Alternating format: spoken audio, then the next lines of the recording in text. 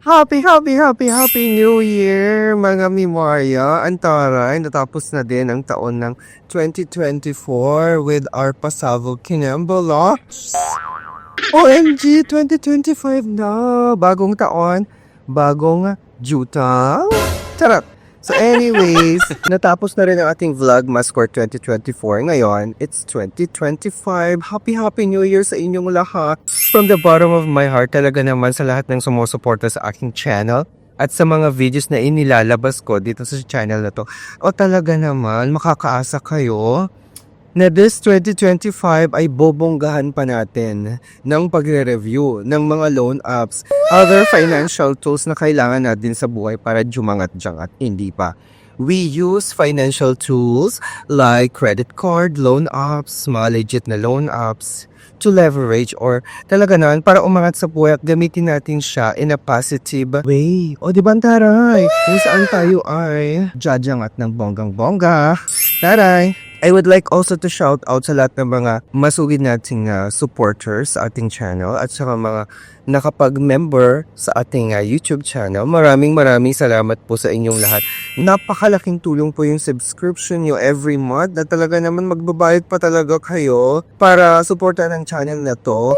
Kung hindi tayo sa inyo, hindi tayo makakajuta ng mic na ganite for our video quality para at least magandang ating mga nilalabas or pre-produce na video. Maraming salamat sa inyong lahat. Siyempre mga baguhan pa lang po na nakakaalam sa aking channel. Maraming salamat din po at napadpad kayo sa channel na Itechiwa. Happy New Year sa inyong lahat.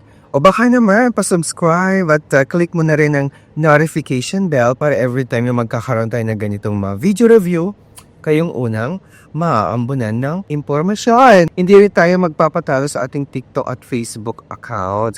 Pa-follow na rin doon kasi doon tayo maaura ng bonggang-bongga. Maraming salamat sa ating mga followers sa Facebook and of course sa ating TikTok. Kasi talaga naman, hindi nyo pinapalampas ang aking mga videos doon. Maraming salamat. We are growing on TikTok. Thank you so much. Anyways, in today's video talaga naman bagong taon. These are my top 3 instant loan apps. Ang taray! Hihimay-himayin natin ang top 3 na Itechiwa na recommended ko ng bonggang-bongga kasi me, myself, and I talaga naman nasubukan ko sila. At saka talagang based on my experience, on my personal experience, talaga naman instant talaga sila mag-approve.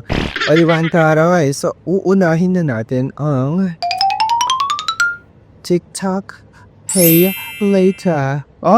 Sa mga hindi pa po nakakapanood ng aking TikTok Pay Later review, available pa rin siya dito sa ating channel. Panoorin nyo sa mga bagong viewers natin, sa mga gustong jumutang at mag-apply sa TikTok Pay Later.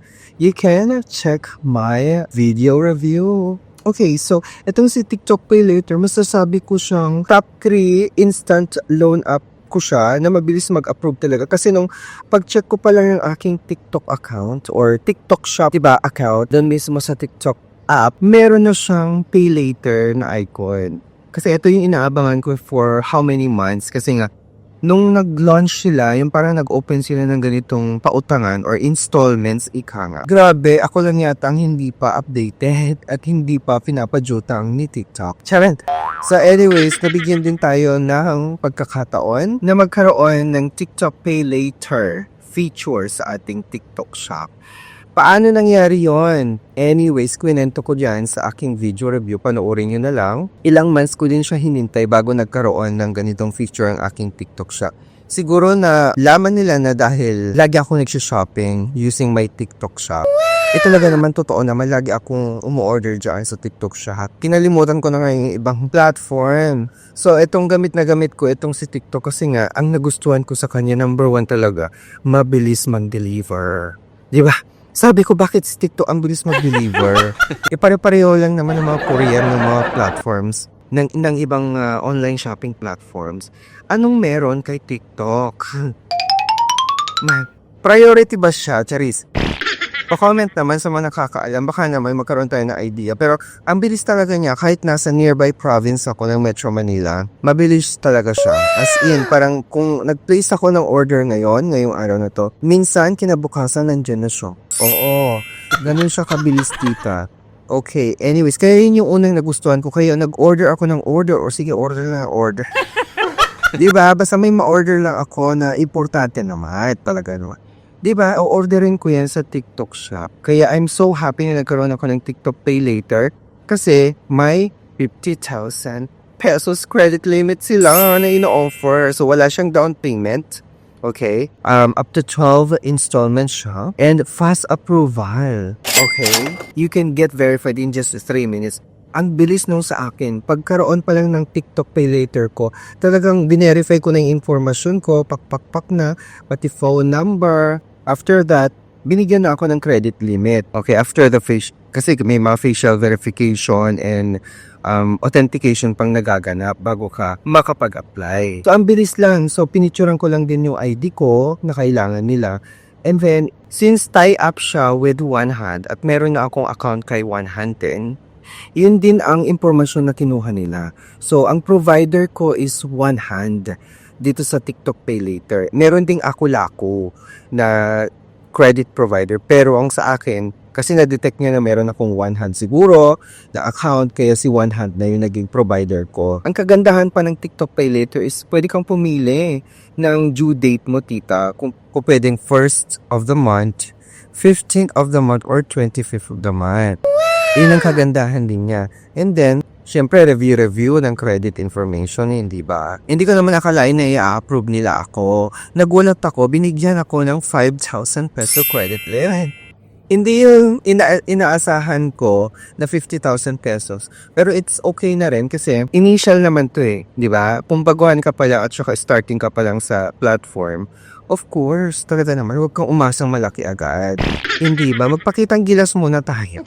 Kaya binigyan ako ng 5,000 and it's enough for me to do my shopping needs, TikTok Pay Later, at saka papaikutin ko naman yung credit limit ko dyan. Kasi dyan ako mag-order talaga sa TikTok, di ba? Tapos, yung 5,000 credit limit ko, pwede pang tumaas yan up to 50,000 pesos. As long as you maintain a good credit standing at good payer ka sa TikTok Pay Later. At huwag ka talagang madidelay kasi baka mamaya hindi ka na makapag-order sa susunod. Anyway, sa mga nakapag-jutang-jutang na kay TikTok Pay Later, anong experience nyo kay TikTok Pay Later? Baka naman, pa-comment naman below para magkaroon din tayo ng additional information. Pero ang pagkakaalam ko is yun nga, up to 12 months installments. So may existing installment pa ako na binabayaran. Ngayon, actually natapos ko na yung first na payment ko.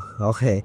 Tapos sa susunod, ngayong buwan ng January na. Okay, medyo mababa lang din ang kanyang interest. So in fairness malaking tulong talaga ito kapag naghahanap ka talaga ng majujutangan na legit at saka alam mong babalik din agad at makakapag-reloan ka din agad. Diba? Kapag kailangan mo talagang mag-order ng mga bagay-bagay or kung anek-anek mga dildo. Charet!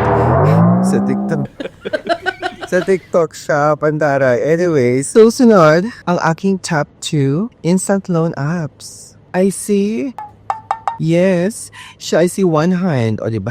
Yaman din lang at tie up siya with my TikTok Pay Later at si One Hand din ang aking provider ng TikTok Pay Later.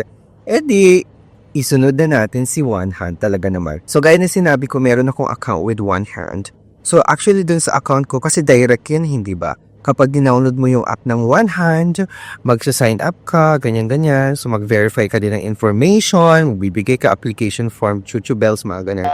And then, i-review din yung information mo. And then, in just minutes din, makakatanggap ka ng resulta. So, yung based dun sa aking experience, wala pa talagang 3 minutes, nandiyan na yung result, approve agad, okay. Binigyan ako ng credit limit, kaso mas mababa. Nasa 1,000 plus or nung una 1,500 tapos bumaba siya naging 1,000 kasi hindi ko siya kinash out. Okay, hindi ko ginagamit. Never ako nag-cash out kay One Hand. Though meron akong credit limit na available, pinag-isipan ko talaga na mabuti kung ika-cash out ko kasi wala naman akong paggagamitan. So inisip ko talaga kung saan ko gagamitin. So hindi ko muna talaga kinash out. Buti na hindi ko kinash out kasi kung kinash out ko siguro baka hindi nila ako i-approve sa TikTok Pay Later. Baka lang, hindi ko lang alam. Pero buti na lang at minentain ko din yung good credit standing kay One Hand. Kaya siguro inapprove ako ng TikTok Pay Later. But anyways, chorya ko lang. Eto si One Hand, as you can see, model-modeling nila si Arce Munoz. At saka may 25,000 pesos na credit limit na pwede mo ma-jure kang kita. At saka alam mong legit naman talaga si One Hand. Registered siya ng SEC. And of course, meron siyang accreditation ng CIC as submitting entity. So talaga namang nandun yung peace of mind. So hindi ka talaga mag-aalala doon sa impormasyon mo. Kasi safe na safe nga siya, hindi ba? And you really have to maintain a good credit standing para naman, di ba, bonggang-bongga ang inyong credit score. Kasi itong si One Hand, as I said, hindi ba, accredited siya as submitting entity. So meaning, nagsasubmit po siya ng inyong mga payment history sa CIC. Mapa-negative or positive payment history pa yan, isasubmit niya kay CIC yun. At saka malilikom yung impormasyon na yun sa inyong credit report. Kaya talaga naman, wag na wag kayong magloloko. Ano bang ibig sabihin mo wag magloloko, Team Marcos? Bayaran niyo yung jutang ninyo on time, hindi ba? Kasi binigyan na kayo ng chance ng One Hand na padyutangin in times of needs, di ba? Ano ba naman yung babayaran nyo on time? At saka maglaan na kayo at mag-prepare na kayo ng pambayad ninyo for your next due date, hindi ba? Talaga naman, kasama yan sa preparation ng pagjutang-jutang. Hindi tayo basta jumutang lang para lang makiuso or makichorva sa mga ibang nagpapad sa mga jumujutang, hindi ba? Be a responsible jutangera, yun lang naman yon. So, maganda si One Hand kasi maliit lang ang kanyang interest, which is as low as 0.2% daily. And a maximum loan amount of 25,000 pesos. Isang valid ID lang ang kailangan mo dito, Mima. Pwedeng UMI, driver license, pwedeng national ID, at chuchu. And then, meron silang 3 months na payment terms. Kaya mahaba-haba ang inyong pagbabayad. Hindi naman ganun kahaba. It's just, tamang-tama lang yon para mabigyan nyo ng panahon yung pagbabayad ninyo, hindi ba? At saka, ang bongga ni One Hand kasi nga, nagpo-promote din siya ng no to illegal OLA. So, ibig sabihin, aware siya sa mga nangyayari sa mga ibang abusadong OLA na talaga ng jajaras, ganyan, tapos nagpapataw ng napakalaking mga interest, mga abusado talaga, kumbaga. Dito si One Hand, meron siyang ganong advokasya na Consumer Protection Advocacy. Ang taray na no to illegal lenders. Alam mo, subok na nakakarami itong si One Hand. Ang dami-dami kong nababasa mga positive feedback or reviews about One Hand. Kung hindi pa kayo nakakapag-check na mga reviews, kung pwede nyo i-check yan sa Play Store and App Store. Diba, bago kayo magjutang-jutang, basahin nyo muna yung mga magagandang feedback at saka kung may mga pangit na feedback, syempre i-accept ninyo yon for criticisms. So, you can download the app via Play Store and App Store kapag ready na kayong jumutang kay One Hand. Taray! At ang aking top 1 at nangungunang instant loan apps na talaga naman super dope for gamit na gamit ko siya in time of needs. Reloan dito, reloan doon, renyo dito, relondo. Diba? I see Maya Credit. Yes, siya si Maya Credit. Alam niyo na talaga naman, gamit na gamit ko yung si Maya Credit. Ang dami-dami ko ng reviews kay Mara. Charot. Maya Credit. Diba? Panoorin yung mga videos ko about sa Maya Credit. Talaga naman. Bonggang-bonggang aking experience. Itong nakaraan lang, siguro bago mag-desperas ng Kapaskuhan ngayong 2024, nag-post ako sa Facebook na nagkaroon ng parang mabagal or delay in terms of payment posting doon sa aking Maya Credit. So, hindi lang pala ako ang nakaranas noon. Pati yung mga ibang nagjutang kay Maya Credit at may account kay Maya Credit, nakaranas din pala ng ganon experience. So, this is my first time na nagkaroon ako ng ganong experience na malala yung parang delay yung posting ng aking payment kasi nagbayad ako 10,000 plus, okay? Kasi 10,000 plus yung credit limit ko and of course, kasama na yung mga service fee doon. 10,800 something yung binayaran ko. That time, umaga ako nagbayad. Siguro mga around 9 a.m. Tapos, expected ko mapopost na siya agad. Instant yung pagpo-post niya ni. Lagi akong nagbabayad on time at saka instant talaga siya mag-post. Kaya sabi ko nagtaka ako, bakit wala pa rin yung bakit hindi pa rin nagre-reflect yung payment ko dun sa aking Maya Credit. So, refresh ako ng refresh, log out, refresh, wala pa rin. So, chinek ko sa aking Maya Credit, hindi pa rin nare-replenish yung aking credit limit na 10,000 pesos. So, nagtaka na ako. Nagbasa-basa ako sa Facebook ng mga post ng about Maya Credit. Di lang pala ako.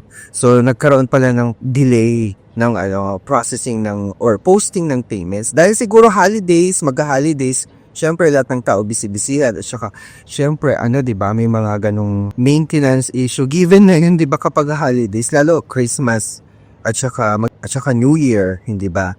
So hindi na ako nagtaka ng malala. So hinintay ko na siguro mga 24 hours after mga ko na madaling araw na ng kinabukasan ko siya binuksan ulit yung app at doon siya na-reflect na-replenish na agad yung 10,000 credit limit ko at nakapag-utang ulit ako.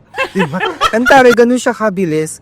So, kapag ma-maintain mo lang talaga yung good credit standing mo kay Maya Credit, papautangin ka ng bonggang-bongga. At saka, alam mo, parerelonin ka ng instant talaga. As in instant. Pinag-uusapan natin dito ng mga loans, instant. Based on my experience, instant talaga siya. Hindi lang instant yung pag-reloan mo, instant in yung pag-post. So siguro nagkaroon lang talaga ng konting delays at saka natanggap ko na yon, given na yon.